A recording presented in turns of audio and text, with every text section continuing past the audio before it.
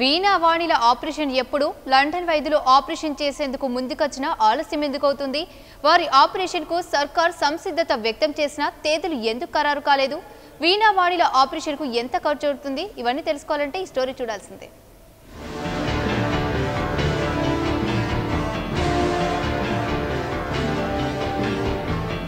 అవిభక్త కవలలు వీణా వాణిలకు శస్త్రచికిత్స మరింత ఆలస్యమయ్యేలా కనిపిస్తోంది. ఆపరేషన్ చేసి వారిని వేరు చేస్తామని లండన్ వైద్యులు ముందుకొచ్చారు.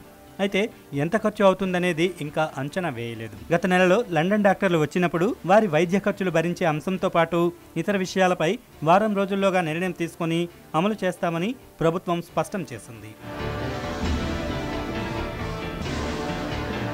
శస్త్రచికిత్స ఖర్చును భరించే ఆర్థిక స్తోమత తల్లిదండ్రులకు లేదు. ప్రభుత్వం సాయం చేయాలని వారు కోరుతున్నారు.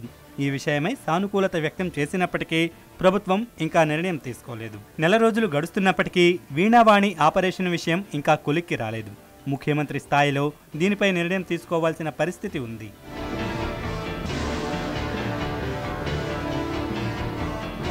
ప్రభుత్వం నుండి స్పష్టత వస్తేనే వైద్య ఆరోగ్య శాఖ శస్త్రచికిత్సకు ఏర్పాట్లు చేసే అవకాశం ఉందంటున్నారు అధికారులు. నెల రోజుల క్రితం ఈ విషయమై వైద్య ఆరోగ్య శాఖ ఉన్నతాధికారులతో రాష్ట్ర వైద్య ఆరోగ్య శాఖ మంత్రి సి లక్ష్మారెడ్డి సమీక్ష నిర్వహించారు. వీణా వాణిలకు శస్త్రచికిత్స విషయమై ప్రభుత్వం విధానపరమైన నిర్ణయం తీసుకుంటే శస్త్రచికిత్సకు అయ్యే ఖర్చుకు సంబంధించిన ఎస్టిమేషన్స్ సిద్ధం చేస్తారు.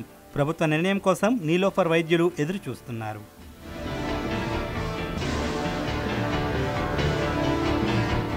వీణావాణిల ఆపరేషన్ చేసేందుకు ముందుకొచ్చిన లండన్ వైద్యులు 2006లో ఇలాంటి ఆపరేషన్ను విజయవంతంగా పూర్తి చేసిన చరిత్ర ఉంది. ఆ సమయంలో ఆపరేషన్ కోసం 4 కోట్ల రూపాయలు ఖర్చు అయినట్లు తెలంగాణ ప్రభుత్వానికి సమాచారం ఉంది.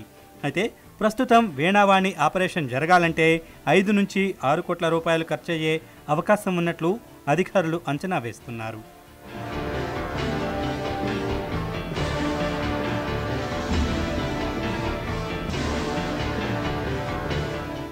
వీణావాణిల ఆపరేషన్ కోసం చిన్నారులు వారి తల్లిదండ్రులు ఆశగా ఎదురుచూస్తున్నారు.